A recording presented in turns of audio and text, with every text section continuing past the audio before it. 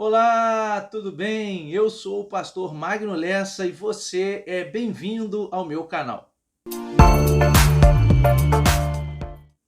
Neste vídeo, nós vamos estudar aqui a lição de número 2 do segundo trimestre de 2023, que tem por título A Predileção dos Pais por um dos Filhos, e assim dar continuidade à nossa revista intitulada como Relacionamentos em Família. Eu convido a você então para embarcar comigo nessa jornada de aprendizado.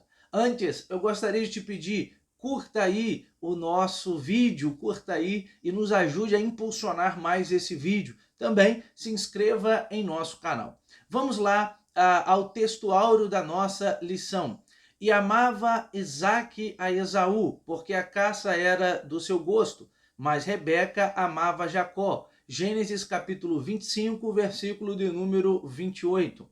A verdade prática diz assim: a preferência de filhos dentro do lar gera divisão e promove o egoísmo na formação deles. Então, o objetivo desta lição é o autor aqui nos exortar quanto à predileção de um filho em detrimento do outro, o que não pode acontecer dentro de uma família, dentro de um lar. Portanto, quais são aqui os nossos objetivos? O primeiro objetivo será apresentar o plano de Deus para a família de Isaque e Rebeca e mostrar aqui como que Deus agiu poderosamente no seio dessa família. Segundo objetivo é apresentar a predileção dos filhos como das principais causas de conflito familiar. Os pais não podem preferir um filho em detrimento do outro, porque certamente isso vai produzir conflitos dentro do lar. E em terceiro lugar, explicar os malefícios da predileção na formação e desenvolvimento físico, emocional e espiritual dos filhos. Vamos então nessa jornada aí de aprendizado. Amém? Bom, vamos aqui à nossa introdução, a introdução da nossa lição, que diz: a história de Isaque e Rebeca parece uma feliz repetição de Abraão e Sara. Por algumas vezes, Abraão não soube lidar com os sentimentos de sua esposa, cometendo erros pelos quais pagou um alto preço. Infelizmente, na aula passada, nós estudamos aqui quando a família age por conta própria e analisamos a vida de Abraão e o seu relacionamento familiar. E o alto preço que Abraão pagou quando este patriarca ele acabou tomando Agar, sua serva egípcia, e teve um filho com ela. E nós somos sabedores que ele fez isso por instrução, por direcionamento de sua esposa Sara. Então, ao agir por conta própria, Abraão trouxe para si vários resultados ali que não foram bons, que não foram saudáveis.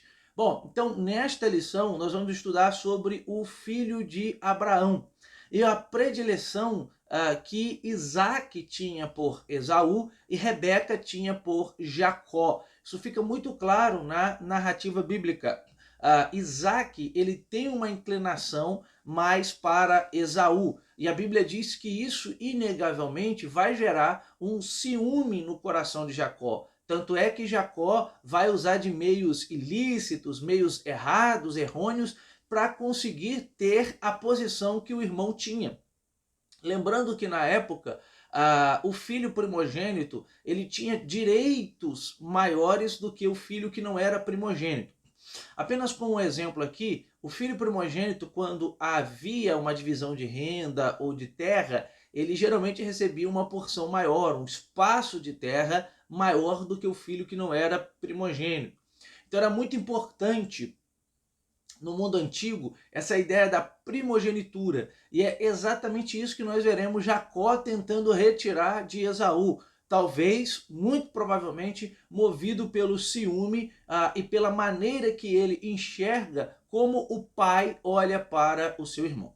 Então nós veremos que quando isso acontece na família, os resultados são conflitos intermináveis, que fazem do lar, da casa, um ambiente hostil, para a criação dos filhos. Ou seja, gera ciúme, gera conflito, gera intriga, gera contenda. Esse é o grande problema. Então, obviamente, fica muito claro o que eu vou dizer, que essa não é a vontade de Deus para a família cristã. A vontade de Deus é que a família cristã viva em unidade, viva em amor, viva em paz, em harmonia, que haja diálogo, que haja carinho, que haja afeto dentro do lar. E a vontade de Deus não é um lar dividido, não é um lar aonde não há unidade. Então é isso que nós vamos aprender aqui. Logo, a palavra-chave da nossa lição é a palavra predileção, ok? Vamos aqui então ao nosso primeiro tópico, que diz assim: o plano de Deus para a família e sua presciência. Rapidinho, o que é presciência? Presciência é Deus saber antecipadamente. Quando dizemos que Deus tem presciência, é que ele sabe que as coisas vão acontecer antes mesmo delas acontecerem. É ver antecipadamente, saber antecipadamente. Primeiro subtópico, o plano divino para a família de Isaac e Rebeca. Então, Isaac e Rebeca faziam parte de um plano maior de Deus. Ao conhecer Rebeca e tomá-la por esposa, Isaac não esperava o que viria pela frente. Por que que eles fazem parte do plano de Deus? Lembra aqui que Deus faz uma promessa ao patriarca Abraão, dizendo a Abraão que ele seria pai de uma grande nação, pai de multidão. E aí, essa promessa que é ecoada a Abraão automaticamente afeta a sua descendência, porque é necessário que pessoas e mais pessoas nasçam. Então Deus faz essa aliança com Abraão, dizendo que iria abençoá-lo, e Deus então lhe concede um filho. E esse filho com Sara recebeu o nome de Isaac. Então, a partir de Abraão, de Isaac, de Jacó e dos seus 12 filhos, viria aquilo que vai ser chamado hoje de Israel, né? A princípio foram chamados de povo hebreu, né? Hoje eles são o povo de Israel, né? Ou os judeus. Então, de fato, Deus cumpre a sua promessa na vida de Abraão. E essa promessa, consequentemente, passa por Isaac, porque é o seu descendente ali mais próximo, tá? Então é por isso que a gente está afirmando que a história de Isaac e Rebeca estava debaixo de um plano maior de Deus. Então, quando ele descobre a esterilidade de Rebeca, ou seja, quando Isaac percebe que a sua esposa não pode gerar filhos, a Bíblia diz que o patriarca Isaac orou ao Senhor que sua madre fosse aberta. Isso aparece em Gênesis 25, versículo de número 21.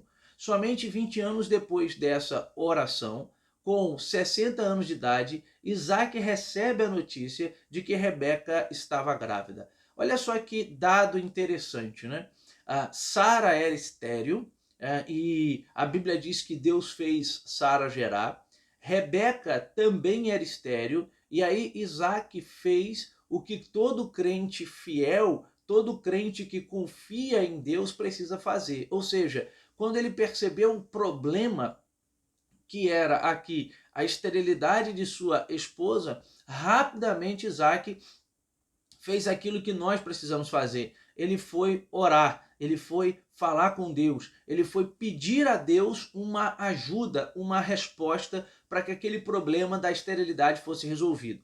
Note que 20 anos não são 20 dias, não são 20 meses.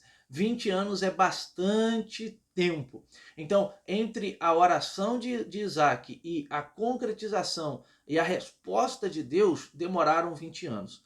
Eu preciso ter em mente isso daqui para ter por clareza que as coisas não acontecem na nossa vida de um dia para o outro. Seja na nossa vida no âmbito secular, por exemplo, né, do trabalho, a gente tem que correr atrás, a gente tem que se especializar, a gente tem que se preparar para que as coisas vão acontecendo, seja também no campo espiritual. Às vezes Deus vai nos responder de imediato e às vezes Deus vai nos dar a bênção assim, em momentos de dias ou até mesmo de horas, ou até mesmo de minutos ou segundos. Ele é Deus, ele pode fazer, se eu orar, ele pode fazer agora, nesse exato momento. mas eu preciso ter a consciência que tem vezes que Deus não atende no momento que eu quero. Deus não me dá no momento que eu quero. Mas se a minha vida ela está debaixo das mãos de Deus, cabe a mim confiar em Deus. Então, se passaram 20 anos, ok, é muito tempo, ela já tem 60 anos agora, mas é necessário a confiança em Deus. É necessário acreditar que Deus responde orações. E aí, Deus vai responder a oração de Isaac e vai conceber Rebeca, então, para a glória de Deus. Então, portanto, nada pode impedir o plano de Deus. Não foi a esterilidade de Sara, nem a esterilidade de Rebeca que impediu Deus de cumprir as suas promessas. A Bíblia diz que Deus não é homem para que minta, nem filho do homem para que se arrependa. Isto é, Deus faz, Deus realiza, Deus opera, Deus age. E nada, absolutamente nada, pode impedir a ação de Deus. Glória a Deus por isso. Não há nada que impeça de fato de Deus agir e por isso nós precisamos louvar a Deus por isso. O segundo subtópico diz assim, o propósito presciente de Deus. Deus sabia antecipadamente, como eu disse, né? Presciência é saber antecipadamente, do futuro de Isaac e de Esaú. Ele sabia de antemão o que haveria de acontecer com os filhos gêmeos de Isaac e Rebeca. Ou seja, eu disse que ele sabia antecipadamente o futuro de Esaú e Jacó, tá? E, consequentemente, sabia qual seria o futuro de Isaac e Rebeca. Isso independia das circunstâncias que envolvessem essa história. Dependia. Não tinha problema. Independente daquilo que ocorresse ao decorrer da história dos irmãos Esaú e Jacó ou dos pais, Deus sabia. Deus não pode ser pego de surpresa. Nada do que fazemos ou do que façamos pode surpreender a Deus. Nada. Eu não tenho como ter condição de surpreender a Deus, porque Deus sabe exatamente o que eu vou fazer. Deus sabe o que eu estou pensando agora. Deus sabe o que eu vou pensar daqui a 10 minutos. Deus sabe o que eu vou fazer amanhã. Então não tem como surpreender a Deus. Tá? Isso independia das circunstâncias que envolvessem a história. Por isso, o Senhor atendeu a oração de Isaac e Rebeca e concebeu a ela filhos gêmeos, a saber, Esaú e Jacó. Como eu disse aqui, o que vai determinar aqui a primogenitura é quem saiu primeiro do ventre. Então, neste caso, embora sejam filhos gêmeos, o que primeiro saiu do ventre foi Esaú. Então, por isso, Esaú era o filho primogênito. Entretanto, conforme as crianças se desenvolviam, cresciam, alguns meses depois, os gêmeos já lutavam entre si no ventre da sua mãe, ou seja, já na barriga da mãe, né? O texto indica isso, né? Já havia um duelo entre eles dois. No caso dos gêmeos, Esaú e Jacó, Deus sabia que, criados como agentes livres, eles poderiam ser rivais. Aqui estamos abordando a presciência de Deus, um atributo divino. Não é causativo, isto é, ele não implica determinismo na vida do ser humano. Quando a gente fala da presciência, a gente tem que ter consciência de que o fato de Deus saber antecipadamente não é o fato de que Deus está determinando antecipadamente. Não é? Então, Deus sabe a atitude livre que nós vamos tomar antecipadamente. Então, vamos aplicar isso ao conceito da salvação. Será que Deus predestinou algumas pessoas? Bom, para mim, o erro desse ponto é quando alguns irmãos dizem que Deus predestinou de maneira soberana, sem levar em conta a liberdade do indivíduo.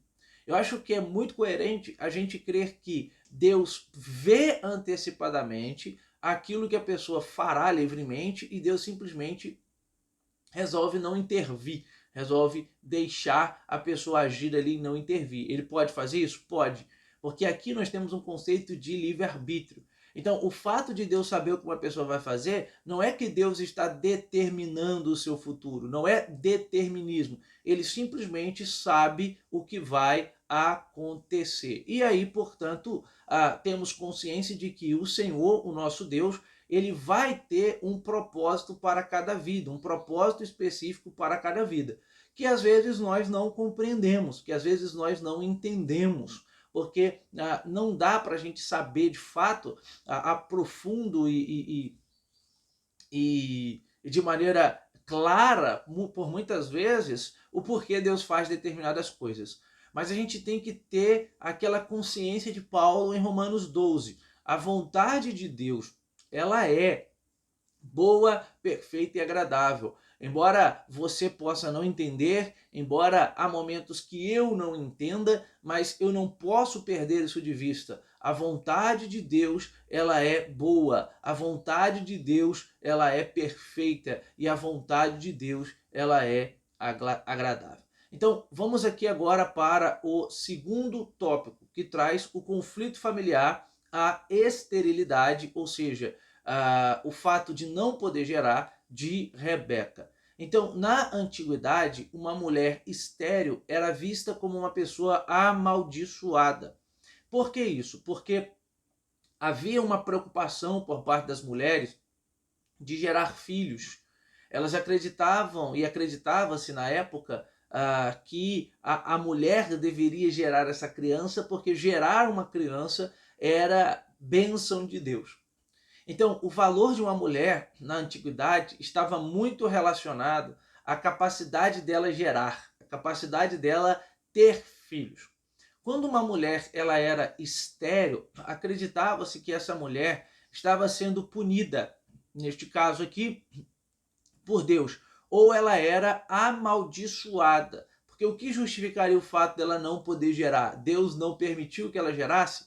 Então, o olhar para uma mulher que não gerava era um olhar um tanto quanto pesaroso, era um olhar bem duro que a sociedade da época tinha. Tanto é que na Bíblia há uma mulher que diz: dai-me filho se não morro. Se eu não me engano, a gente verá isso ali na história de Jacó, né? Quando Jacó trabalha para ter a mão de sua esposa. Bom, então o que ocorre é que esse valor relacionado a ter filhos era muito forte naquela época, e ser estéril não era algo bom. Por serem impedidas de procriar, ou seja, as mulheres de terem filhos, mulheres inférteis eram consideradas inferiores, acabei de dizer, a ponto de, num casamento, os maridos terem o direito de repudiá-la, ou seja, mandá-la embora. Ou, caso o marido amasse muito essa esposa e não quisesse repudiá-la, não quisesse mandar embora, o marido poderia ter relação com uma concubina, com uma serva, para que a sua descendência pudesse permanecer. É exatamente isso que ocorre na história do patriarca Abraão, por exemplo, tá? Então, no caso de Isaac, ao perceber que Rebeca não podia dar filhos, orou ao Senhor para que a esterilidade de Rebeca fosse feita, fosse desfeita, ou seja, acabasse, para que Deus intervisse ali de maneira miraculosa, sobrenatural, no ventre de Rebeca, para que ela pudesse gerar. E aí, a beleza da Bíblia é o que está em Gênesis 25, 21. A Bíblia dirá que Deus escuta o clamor de Isaac. Eu gosto disso daqui, porque às vezes a gente acha que Deus está muito longe. Às vezes a gente pensa que Deus se esqueceu de nós. Às vezes pensamos que Deus não se importa conosco, que Deus não se importa com os nossos conflitos, que Deus não se importa com as nossas dificuldades. Às vezes pensamos que Deus não se importa com a nossa vida, mas Isaac ora a Deus e Deus atende o seu clamor. Deixa eu te dizer uma coisa, Deus é o mesmo e ele ainda atende oração. Deus é o mesmo e ele ainda age de maneira sobrenatural. A Bíblia diz que os ouvidos de Deus não estão agravados, tapados, para que não possa ouvir. Então, Deus escuta a nossa oração. Fica aqui aquilo que Deus disse por intermédio do profeta Jeremias, em Jeremias capítulo 33, versículo de número 3. Clama a mim e responder-te-ei, e anunciar-te-ei coisas grandes e firmes ou ocultas que não sabe. Então, o nosso papel é clamar, O nosso papel é pedir, o nosso papel é gritar, o nosso papel é suplicar. E aí fica na mão de Deus se ele vai atender a nossa súplica, se ele vai atender a nossa oração ou não. Então, o conflito. E os filhos lutavam no ventre dela. Naquele tempo, do ponto de vista social, a geração de filhos herdeiros era importante para as famílias. Por isso, Abraão e Sara precipitaram-se na promessa de Deus com uma substituta, a serva Agar, para gerar o filho tão desejado, e pagaram alto preço. Diferentemente de seu pai, Isaac não vai buscar uma outra esposa. Talvez exatamente por aquilo que Isaac presenciou dentro da sua casa, né? O conflito que ele teve ali com Ismael, seu irmão, o problema que ocorreu com Agar. Então Isaac não vai buscar uma concubina, tá? Para resolver o problema da geração de filhos, ok? Ele vai simplesmente superar esse problema orando ao Senhor. Ele vai superar esse problema buscando a ajuda do alto, que é a melhor ajuda. Porque às vezes quando a gente quer fazer do nosso jeito, a gente acaba, permita-me o ditado, a gente acaba metendo os pés pelas mãos. A gente acaba errando, a gente acaba falhando. Então, melhor é a gente ser conduzido, ser guiado, ser levado pela mão de Deus. A melhor coisa é estarmos debaixo da vontade de Deus, porque aí será Deus direcionando os nossos passos. Entretanto, uma vez grávida para a felicidade do casal, ou seja, Deus escuta a oração de Isaac, glória a Deus por isso, Rebeca começou a afligir-se por causa de um movimento excessivo dentro do seu ventre. É por isso que a Bíblia vai dizer que há um conflito ali desde o ventre entre Esaú e Jacó. O que dá a entender é que eram crianças que se mexiam muito, né? Isso acabava afetando ali a sua mãe, Rebeca. Então, a esposa de Isaac orou ao Senhor a respeito dessa questão e Deus ouviu a sua oração também e disse que no seu ventre havia 2 povos e que o menor dominaria sobre o maior. Por que 2 povos? Porque Jacó formou um povo e Esaú formou outro povo. Então você tinha ali 2 nações. E já uma profecia de que o menor, ou seja, aquele que não era o primogênito, aquele que tinha nascido alguns minutos depois ou segundos depois, este então dominaria sobre o maior. E é exatamente isso que nós veremos na história de Esaú e Jacó. Vamos aqui ao subtópico 3, que diz o favorecimento do casal pelos filhos. Então, em termos de personalidade e de temperamento, Esaú e Jacó cresceram como pessoas diferentes. Não era porque eles eram gêmeos, que talvez até gêmeos idênticos, que eles obrigatoriamente deveriam ser pessoas iguais, tá? Então, eles eram pessoas diferentes. Esaú tinha uma maneira de agir, Jacó tinha outra maneira de agir, Esaú tinha uma profissão que ele gostava relacionada à caça, Jacó uma outra coisa. Então, embora gêmeos, eles rumaram caminhos diferentes. Então, o menor Jacó teria uma descendência forte e o maior, tá? O mais velho, que é Esaú, serviria a Jacó. Então, no capítulo de número 27, já idoso e cego, Isaac achava que morreria logo. Por isso, preocupava-se em abençoar Esaú, o patriarca, porque ele era o primogênito. Era muito importante essa bênção. Então, ele vai chamar, por exemplo, Esaú para comparecer diante dele, para que ele possa receber a bênção. E nós somos informados exatamente que Jacó vai ludibriar o seu pai, porque ele estava cansado, ele já estava com a idade avançada, ele estava cego, e vai se passar por Esaú. Olha só que conflito essa família viverá, ao ponto de Jacó, por causa disso, ter que sair de casa. Então, alicerçado nos padrões legais do direito daquele tempo, dedicava-se a Esaú, pois este era o que conseguia satisfazer a sua fome. Então parece que Jacó tem parece que Isaac, melhor dizendo, ele tem uma predileção, ele tem uma preferência por Esaú. E por quê? Porque Esaú era alguém que cozinhava muito bem, né? E Isaac gostava muito da caça de Esaú. Então, há uma série de fatores aí que inclinou esse favoritismo por parte de Isaac a Esaú. Então ele era o filho primogênito, ele era o primeiro filho de uma esposa estéril, era alguém que cozinhava bem, né, que preparava um prato gostoso para o seu pai. Então há várias questões que estão envolvendo esse favoritismo por parte de Esaú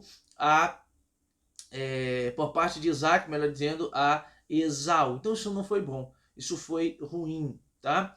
E Rebeca, em contrapartida, não sabemos se por ver a inclinação de Isaac a Esaú, de por ver o favoritismo de Isaac a Esaú, nós não sabemos se a Raquel presenciando toda a inclinação que Esaú tem em favorecimento do seu pai ali, né? Seu pai se inclinando a ele e sendo ele favorecido, pode ter feito com que Raquel sentisse talvez até pena de Jacó. É possível? Né? O texto bíblico não nos informa, então não estou afirmando, porque senão a gente pode extrapolar aqui o texto bíblico. Mas ela pode ter sentido dor no coração por ver aquilo que estava acontecendo na sua casa, e ela então, a Rebeca, ela é inclinada a favorecer agora o filho mais novo, a favorecer Jacó.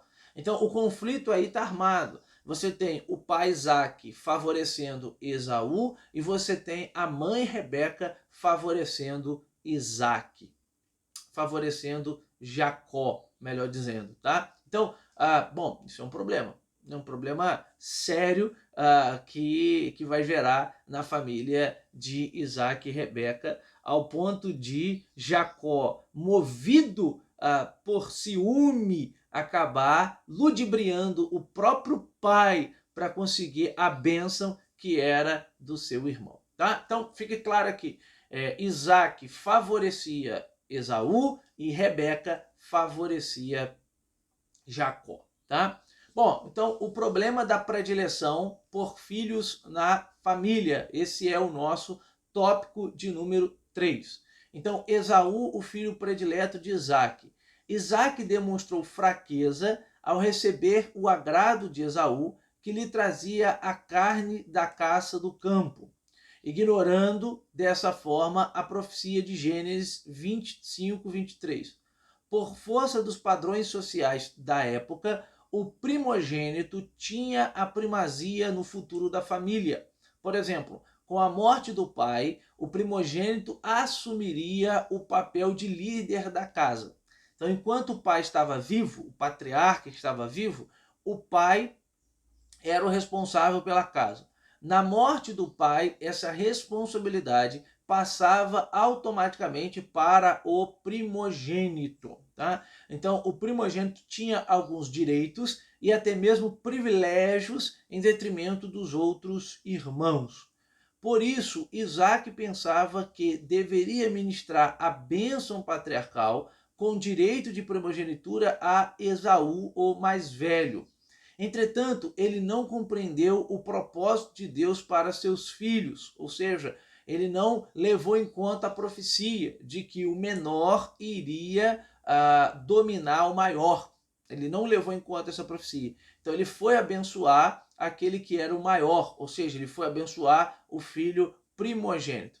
Isaac não percebeu que havia algo superior em relação aos dois filhos e que o Senhor agiria para mostrar, né, que nenhum dos dois filhos se sentissem prejudicados, ok? Bom, ele acabou não considerando aqui uma profecia que nós comentamos há pouco. Vamos ao segundo subtópico, Jacó, o predileto de Rebeca.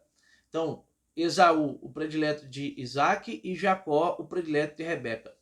Percebendo que a bênção patriarcal poderia ser conferida ao irmão Esaú, o filho mais velho, Rebeca, resolveu intervir na ordem dos fatos e não consultou a Deus. Mais um problema. Não tome decisões, não tome atitudes, não haja sem que você fale com Deus, sem que você consulte a Deus, sem que você peça direção a Deus. Esse foi o grande problema. Eles estavam agindo sem a direção de Deus. Isaac havia orado ao Senhor para Deus lhe conceder um filho e acabar com a esterilidade da mãe. Só que depois parece que ele esquece que decisões sábias são decisões direcionadas por Deus. Tá? Então ela vai agir sem consultar a Deus e ela vai antecipar a bênção do seu marido, a bênção de Isaac, para o filho mais novo. Então haverá ali uma espécie de plano arquitetado entre Jacó e Rebeca, para que a bênção da primogenitura recaísse sobre o filho mais novo. Embora soubesse que a bênção pertencia a Jacó, conforme Deus havia revelado anteriormente, o menor dominará o maior, Rebeca colocou-se acima do plano divino e interviu nos acontecimentos com uma atitude mentirosa. Ou seja, é como se ela também tentasse ali dar uma ajudinha a Deus. E ela fez completamente errado. Tá? Completamente errado. Então, sabedora de que Esaú quebrou os princípios da obediência e o respeito aos pais, casando-se com uma mulher estrangeira, infelizmente, nós temos isso também. Esaú não vai levar em conta a preocupação dos seus pais e a lei de Deus, já que não podia se casar com mulheres estrangeiras. Por quê? Porque essas mulheres estrangeiras poderiam perverter o coração do marido e conduzir este marido a adorar outros deuses. Então, ao longo da Bíblia, nós temos vários exemplos disso. Nós temos o exemplo com Acabe, talvez seja o exemplo mais conhecido a nós, quando Acabe se casa com Jezabel, que era ali filha de Etibaal, dos Sidônios, e ela traz para Israel o culto a Baal. Então esse era o problema, era casar-se com mulheres estrangeiras e neste casamento acabar assimilando a religião dessas mulheres. O segundo exemplo acontece com Salomão, o grande rei Salomão, o grande sábio Salomão. Ele começa muito bem, mas ele acaba também nessas alianças políticas que ele faz, casando-se com mulheres estrangeiras e então pervertendo, inclinando o seu coração à idolatria. Então Rebeca arquiteta um plano para que Isaac abençoe Jacó com a bênção da primogenitura. Assim, deu instruções precisas a Jacó. O plano de Rebeca consistia em preparar um cabrito. Lembra que o seu irmão era caçador, né? Então o pai ia gostar, porque o pai gostava da caça do seu irmão e do preparo que Esaú fazia. Então ele deveria, Jacó, preparar um cabrito, isso, né, por ordem de sua mãe, assado, pegar um couro peludo, porque Esaú tinha mais pelo do que Jacó, e poderia acontecer do pai Isaac passar a mão no seu braço e identificar, né, caso ele não tivesse pelo, que não era Esaú. Não dava para enxergar porque ele era cego, a Bíblia diz, né? Ele estava avançado de idade, então ele estava cego. Então ele só conseguia distinguir pelo tato, né, ou pela voz, tá? Então por isso que a mãe manda ele pegar um couro peludo e se vestir com esse couro.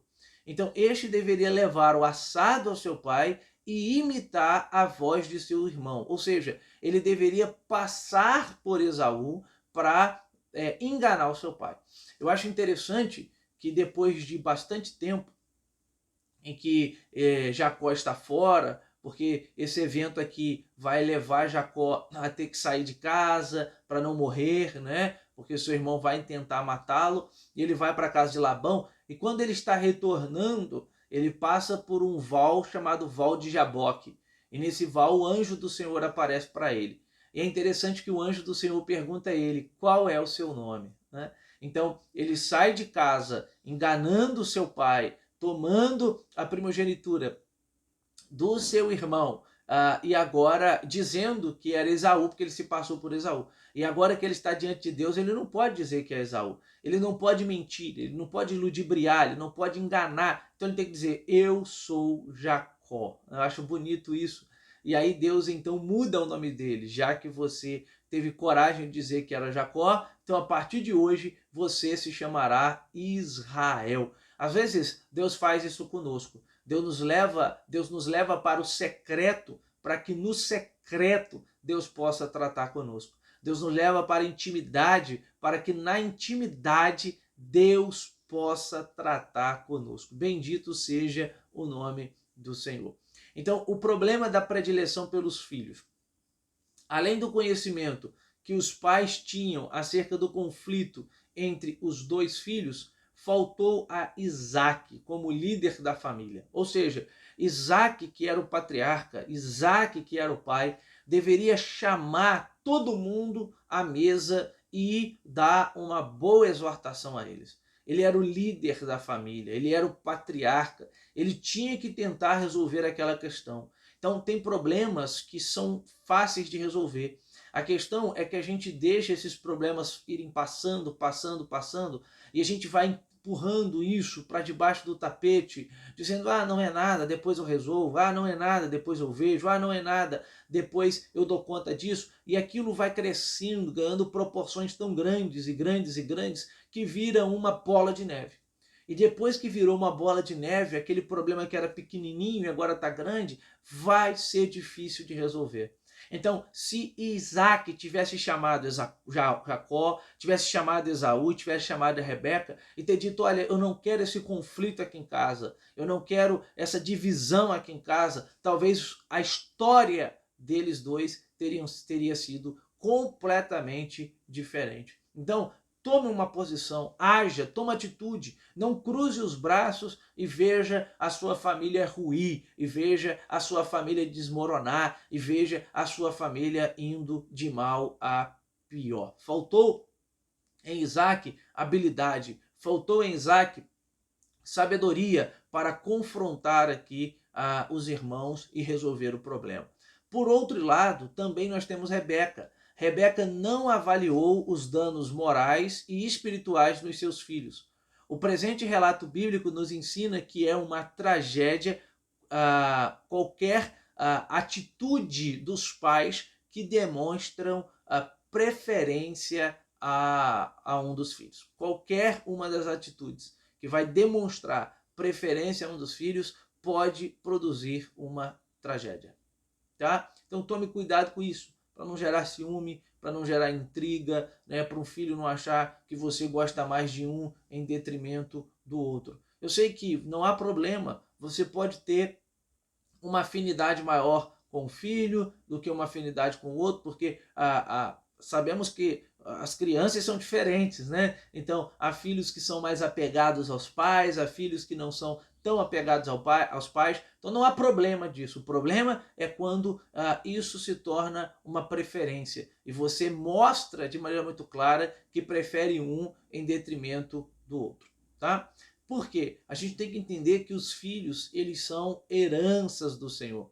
E Deus concedeu aos pais o privilégio dessa bênção, de ter um filho, de ter uma criança nos seus braços. São heranças do Senhor, serão os nossos descendentes. Então que a gente possa tomar cuidado com isso, porque nessa sociedade que estamos vivendo é bem preocupante. Essa sociedade corrida, essa sociedade competitiva, essa sociedade veloz, e isso pode produzir traumas no futuro, isso pode produzir problemas emocionais no futuro. Então, compete aos pais o desenvolvimento saudável e equilibrado emocional e espiritual dos seus filhos, tá? Dos seus filhos. Vamos nos atentar a isso daqui e tomar cuidado, mas ore a Deus, peça a Deus que te dê sabedoria. Salomão não pediu a Deus para que Deus desse ele sabedoria para criar os seus filhos? Nós temos na Bíblia Sagrada Tiago dizendo que aquele que tem falta de sabedoria, o que ele faz? Cruza os braços. O que ele faz? Não, ele pede a Deus. Então que possamos pedir sabedoria de Deus para que Deus nos ajude aí na criação dos filhos, tá bom? Vamos aqui à nossa conclusão. Então, na palavra de Deus, encontramos normas que servem de convivência saudável e cristã para a vida familiar. No Novo Testamento, o apóstolo Paulo admoesta os pais quanto à criação dos filhos. Paulo diz isso na carta aos Efésios, por exemplo, no capítulo 6, do versículo 1 ao 4. Então, nessa orientação, os filhos devem ser obedientes aos seus pais e os pais não devem provocar a ira dos filhos. Então, os filhos têm que prestar contas aos seus pais, né? E os pais, em contrapartida, também precisam ter cuidado na maneira com que eles tratam os seus filhos. Assim, quando o casal não respeita as diferenças entre os filhos, as personalidades, né? Porque os filhos são diferentes, tratando-os com predileção, ou seja, preferindo um em detrimento do outro, gostando mais de um em detrimento do outro, infelizmente o resultado vai ser conflito entre os membros da família, porque vai gerar ciúme nos irmãos, vai, né? Depois esses filhos podem até jogar na sua cara, desculpa aí o ditado, dizer, olha, você prefere o meu irmão em detrimento de mim, você prefere a minha irmã em detrimento de mim, você nunca se importou comigo, você sempre se importou com ele, você sempre se importou com o João, você sempre se importou com a Maria, mas você nunca olhou para mim. Isso pode acontecer? Pode. Então, cuidado com isso. Cuidado, cuidado, porque a predileção na casa de Isaac e Rebeca foi uma tragédia. A tragédia foi tão grande, tão grande, tão grande, que Jacó saiu de casa e só retornou anos depois. Tá bom? Espero eu que você tenha sido alimentado pela palavra de Deus através desta pré-aula e que Deus lhe abençoe grandemente. Reforço aqui o pedido, compartilhe este vídeo, curta e também se inscreva em nosso canal para que assim você me ajude a produzir aqui mais vídeos para o YouTube. Tá bom? Que Deus te abençoe e um abraço.